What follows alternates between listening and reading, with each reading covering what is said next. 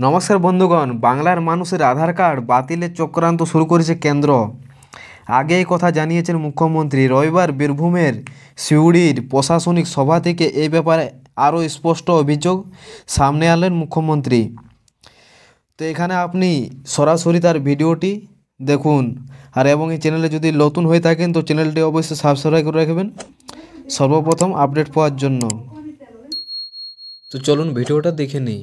আপনারা অনেকে জানেন না, সাবধান থাকবেন। আমার কাছে অনেক খবর আছে, অনেকের আধার কার্ড লিংক কেটে দেওয়া হচ্ছে।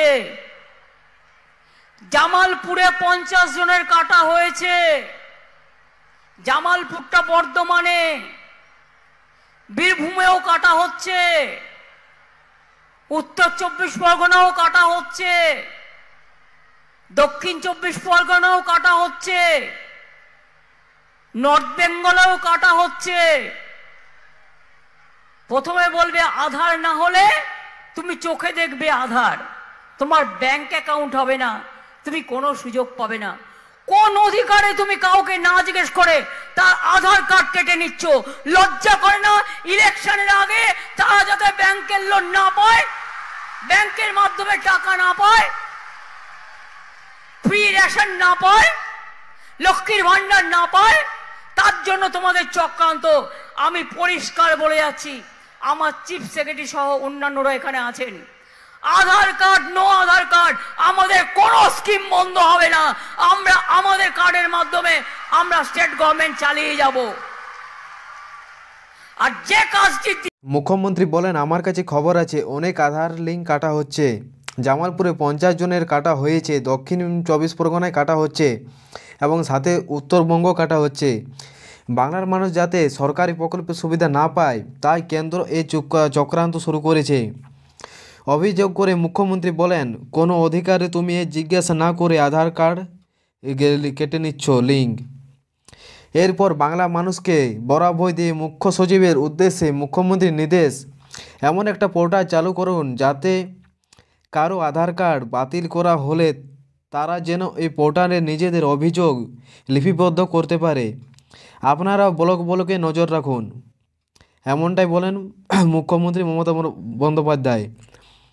এবং এরপর একই সঙ্গে বাংলার মানুষের উদ্দেশ্যে মমতা বন্দ্যোপাধ্যায়ের বার্তা, আধার কার্ড থাকুক আর না থাকুক, আমি পরিষ্কার বলছি আমাদের কোনো স্কিম বন্ধ করব না।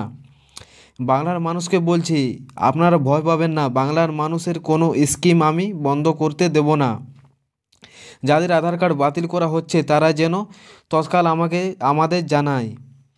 যদি আপনার আধার কার্ড বাতিল হয়ে থাকে তো অবশ্যই আপনারা ওই মমতা ব্যানার্জির সাথে যোগাযোগ করবেন। তো কীভাবে যোগাযোগ করবেন আগামী দিনে আমি এই চ্যানেলে অবশ্যই ভিডিও দিয়ে থাকব। তারপর বলা হচ্ছে, এনআরসি প্রশ্নের কড়া বার্তা দিয়েছে মুখ্যমন্ত্রী মমতা বন্দ্যোপাধ্যায়। কথায় এনআরসি নয়, মানুষ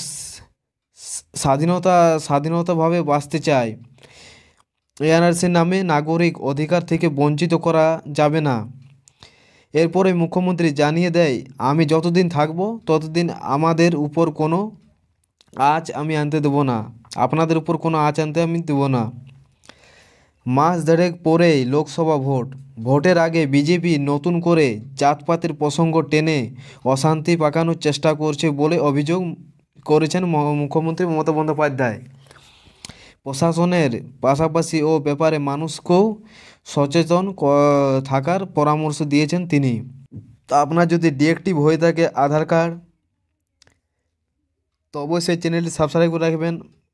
পরবর্তী দিনে কীভাবে আপনি অ্যাক্টিভ করবেন সে ব্যাপারে ভিডিও বানানো হবে।